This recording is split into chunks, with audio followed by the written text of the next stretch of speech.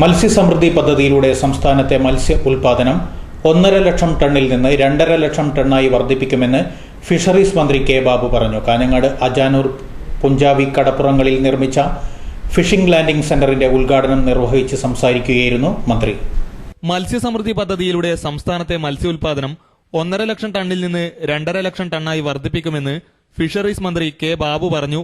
കാഞ്ഞങ്ങാട് അജാനൂർ പുഞ്ചാവി കടപ്പുറം എന്നിവിടങ്ങളിൽ നിർമ്മിച്ച fish landing centre ഉദ്ഘാടനം നിർവഹിച്ച് സംസാരിക്കുകയായിരുന്നു മന്ത്രി.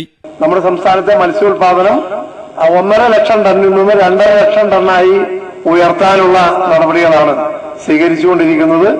ഈ വർഷം മലബാർ മേഖലയിലേക്ക്, പ്രത്യേകിച്ച് കൈപ്പാട്, കണ്ണൂർ ഉൾപ്പെടെയുള്ള കൈപ്പാട് നിലങ്ങളിലേക്ക് ഈ പദ്ധതി വ്യാപിപ്പിക്കാൻ ഉദ്ദേശിക്കുന്നുണ്ട്.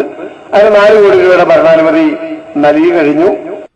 മലബാർ മേഖലയിൽ കൈപ്പാട് പ്രദേശങ്ങളിൽ 13,000 ഹെക്ടർ സ്ഥലത്ത് മത്സ്യകൃഷി വ്യാപിപ്പിക്കും.